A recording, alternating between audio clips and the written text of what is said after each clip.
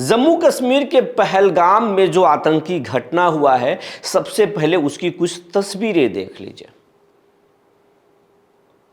तस्वीरें देखने के बाद भी इस देश के कुछ सेकुलरिज्म के झंडा ढोने वाले पत्रकार और नेता अब सरकार पर सवाल खड़े कर रहे हैं और ये कह रहे हैं कि जब केंद्रीय मंत्री के सुरक्षा में हजारों सुरक्षा गार्ड रहते हैं, जब वीवीआईपी नेताओं की सुरक्षा में गार्ड उपलब्ध होते हैं, तो फिर पहलगाम के वैशारन में जहां पर हजारों पर्यटक थे, वहां पर सुरक्षा गार्ड क्यों नहीं थे?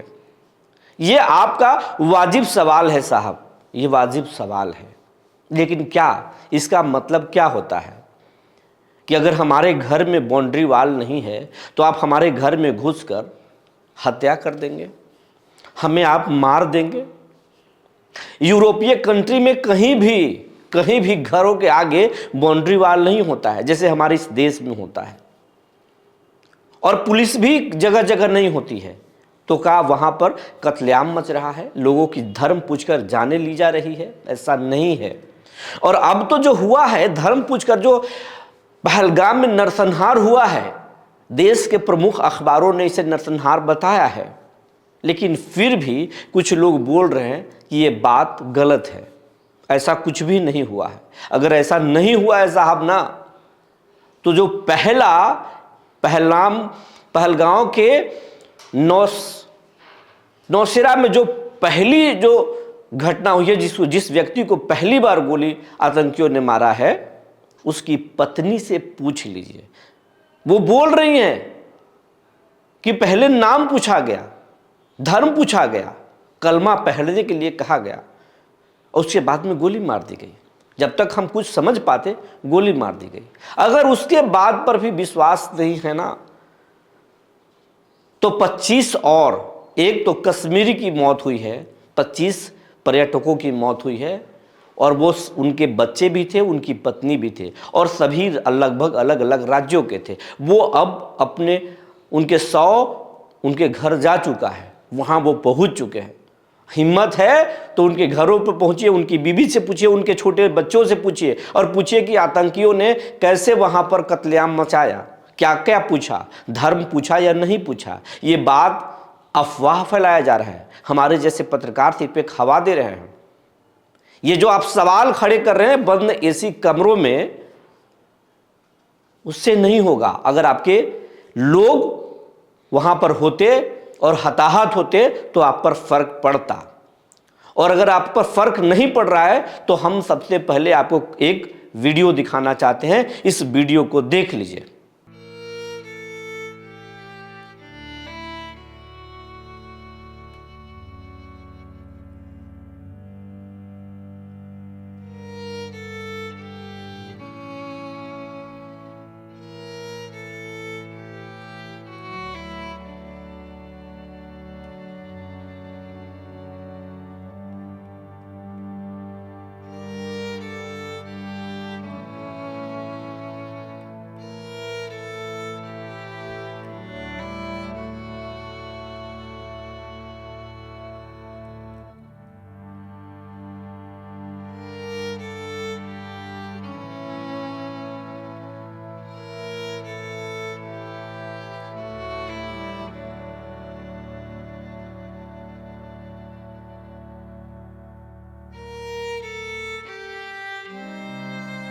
ये विनय नरवाल की पत्नी है,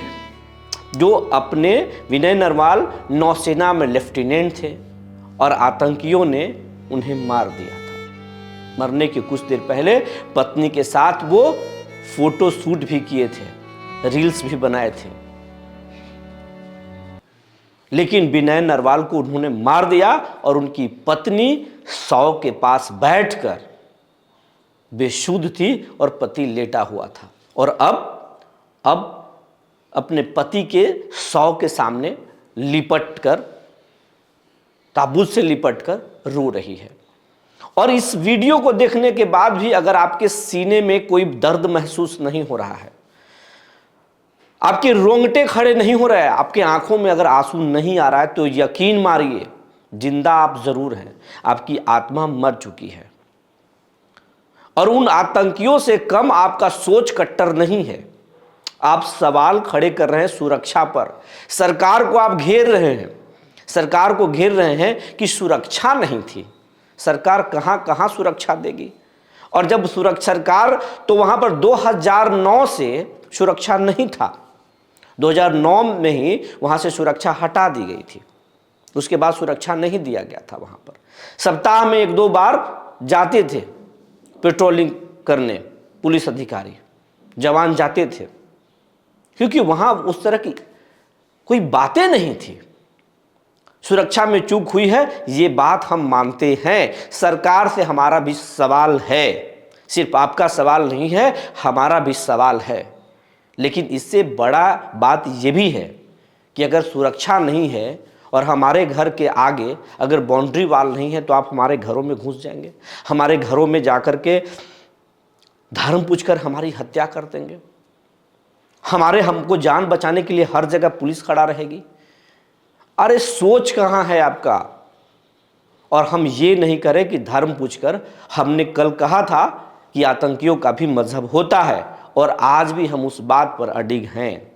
आतंकियों का भी मजहब होता है, क्योंकि एक कश्मीरी जो अपने खच्चर से यात्रियों को, पर्यटक को पहुंचाता था, आदिल हुसैन, वो भी आतंकियों की गोली के शिकार हुआ और इस घटना में अपनी जान गंवा बैठा।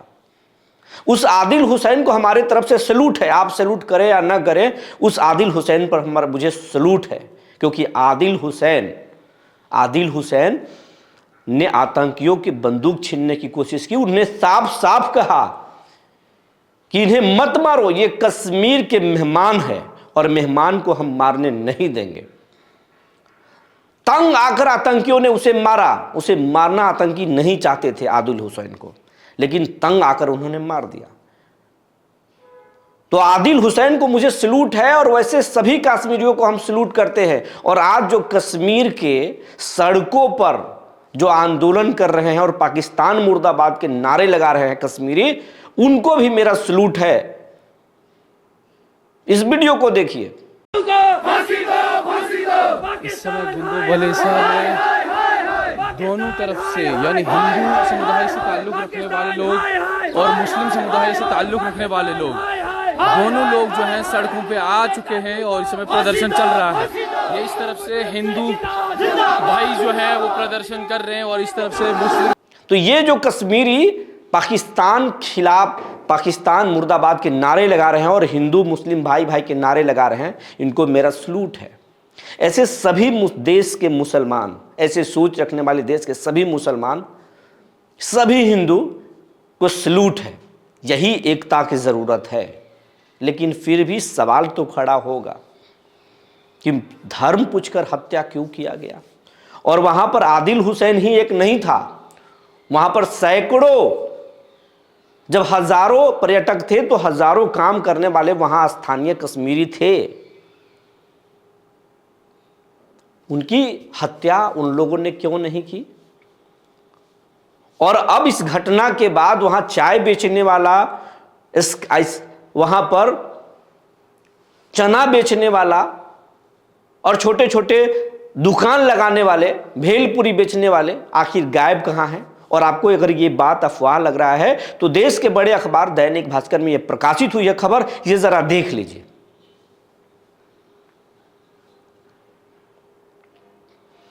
उस पहलगाम के नौशेरा में जहां पर हत्या कत्लेआम मचा है, वहां पर काम करने वाले, छोटे छोटे दुकान लगाने वाले दुकानदार अब गायब हैं।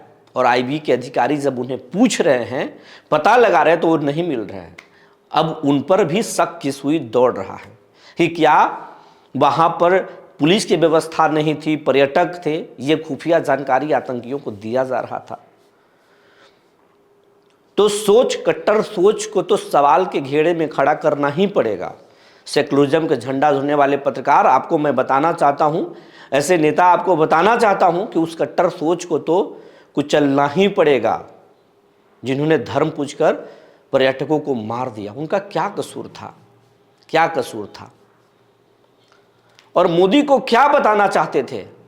पत्नी, जब जिसके पति को हत्या कर दिया, पत्नी बोली मुझे भी मार दो, तो कहा कि जाके मोदी को बोल देना तुम्हें इसीलिए छोड़ रहे हैं। ये बताने का मतलब क्या है? अरे मोदी से क्या तकलीफ है, और तकलीफ है तो सियासत करो, मोदी को मोर्चे पर घेरो। ये निर्दोष निरीह पर्यटकों को क्यों मार दिया? उनके बच्चों को क्या तुम देख सकते हो? 2 जून की रोटी दे सकते हो? उन्हें पढ़ा सकते हो? तो फिर उनके साथ ऐसा क्यों किया? सवाल तो ये है। और उनके बीवी बच्चों के परवरिश पर जो सवाल खड़े नहीं कर रहे हैं पत्रकार, और सिर्फ सुरक्षा पर सवाल खड़े कर रहे हैं, वैसे पत्रकारों को कहना चाहते हैं कि आप कम से कम सुरक्षा के सवाल तो खड़ा कर ही रहे हैं, उस कट्टर सोच पर भी क्यों नहीं बोल रहे हैं कि जिसने धर्म पूछकर कत्लेआम मचा दिया? कभी ये शब्द तो नहीं बोल रहे आप। समझते हैं आपकी बातों को, समझते हैं। और हम ये समझते हैं क्योंकि पिछले दिन हमने जो खबर किया, उस खबर के बाद हमारे सब्सक्राइबर बेस में से भी कई सब्सक्राइबर घट गए। कारण है उसका, क्योंकि जो सेकुलरिज्म के झंडा ढो रहे पत्रकार, उनको मालूम है कि इस देश के और राष्ट्र की बात करने के लिए तो एक बड़ा मीडिया समूह है, मेन स्ट्रीम मीडिया है, जिस पर गोदी मीडिया का भी ठप्पा लगता है। तो जो आम आदमी है जो देख रहे हैं, वो तो सब मेन स्ट्रीम मीडिया के साथ है। डिजिटल मीडिया में एक ऐसा आबादी है जिसे उसके मेन स्ट्रीम मीडिया पर उसे खबर नहीं मिल रहा है, उसे डिजिटल मीडिया पर ही मिल रहा है, यूट्यूब चैनल पर ही वो खबर मिल रहा है। और उसी एक बड़े समूह को टारगेट करने के लिए, ये किसी मजहब या किसी धर्म से नहीं है, ऐसे लोग हैं जो सरकार के खिलाफ हर बात में राष्ट्र को घेरते हैं। वैसे ऑडियंस को टारगेट करने के लिए इस तरह के सेकुलरिज्म के झंडा ढोने वाले पत्रकार कंटेंट तैयार करते हैं, भाषा बोलते हैं और टाइटल लगाते हैं, और करोड़ों में लोग रोजाना उन्हें देखते हैं। क्योंकि सबसे अच्छा जो निराश लोग हैं, सीधे सेकुलरिज्म के झंडा ढोने वाले पत्रकारों के चैनल पर जाते हैं और देखते हैं, और उससे रोजाना 10 मिलियन, 8 मिलियन, 5 मिलियन व्यूज आता है, और रोजाना 5 लाख, 7 लाख सब्सक्राइबर जुड़ते हैं। और इस बात को अच्छी तरीके से वो ऐसे पत्रकार समझते हैं, इसीलिए हर बात पर वो सरकार को घेरते हैं। अरे सरकार कुछ तो सही काम करती है, क्यों नहीं वो बोलते हैं आप? सोना पार चला गया, लाख का पार कर गया, मिडिल क्लास मर गया या तर गया, यहाँ पर सुरक्षा नहीं थी, वहाँ पर सुरक्षा नहीं था, सरकार ने ये गलती कर दिया, वो गलती कर दिया। अरे कुछ तो अच्छा किया, और सरकार गलती किया, हम मान भी रहे कि सरकार गलती कर रही है, सुरक्षा में चूक थी, आगे ठीक किया जाएगा, सवाल उसको खड़े कीजिए। और अभी से भी आप अगर बता दीजिए कि देश में कहाँ कहाँ सुरक्षा में चूक है, ताकि सरकार उस पर तैयारी करे। लेकिन आप ये भी तो बताइए कि धर्म के आधार पर जो पूछकर मारा गया वो गलत था, उस कट्टर सोच पर तो भी कुछ बोलिए, क्यों नहीं बोलते हैं?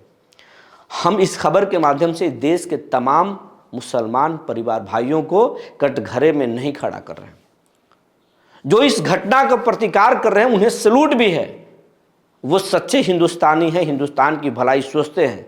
वो चाहते हैं कि हिंदुस्तान में जो एकजुटता है उसे कोई खंडित करना चाहते हैं। वैसे सभी लोगों को सैल्यूट है, लेकिन जो इस देश में रहकर कट्टर सोच पाले हैं और इस देश को नुकसान चाहते हैं, उन्हें तो इस देश के न्याय के तहत सजा देना ही पड़ेगा। और वैसे भारत सरकार ने पाकिस्तान पर 5 बड़े प्रहार किए हैं और सिंधु जल समझौता को रद्द कर दिया है। अब इसकी सजा पानी से भुगतेगा पाकिस्तान।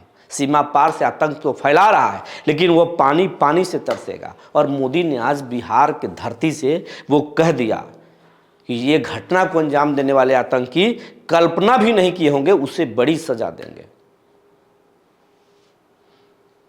तो आगे क्या होगा उस पर तो हमारी नज़र बनी रहेगी, लेकिन इस देश के हर एक नागरिक से गुजारिश है, पहले अपने राष्ट्र को सोचिए, पहले अपने राष्ट्र के बारे में सोचिए, अपने राज्य के बारे में सोचिए, उसके बाद में धर्म को देखिए। और सबसे बड़ा धर्म इंसानियत है, उसको देखिए आप। उसके बाद में अगर आप हिंदू हैं और फिर आप ठाकुर, ब्राह्मण, दलित, महादलित में बट रहे हैं, तो फिर आप खतरा पाल रहे हैं। जो पर्यटकों के साथ हुआ वो आपके साथ भी होगा। अगर आप बटेंगे नहीं, अगर बटेंगे तो फिर योगी कहते हैं कटेंगे। और उन आतंकियों से भी हम कहना चाहते हैं कि अगर मोदी से नफरत है, ये चाय वाले मोदी से नफरत है, तो फिर गाय वाले योगी से क्या होगा बाबा? क्या होगा जरा सोच लो। और आपके लिए तो अमित शाह ही काफी है। सुरक्षा में चूक हुई है, सवाल हम भी खड़े कर रहे हैं। सरकार को आगे इस पर देखना चाहिए और जो इसमें जिम्मेवार अधिकारी हैं उनको निलंबित करना चाहिए, उनको कड़ी से कड़ी सजा देना चाहिए। लेकिन उन आतंकियों को भी नहीं छोड़ना चाहिए जो हमारे निर्दोष नागरिकों को मौत के घाट उतार दिया।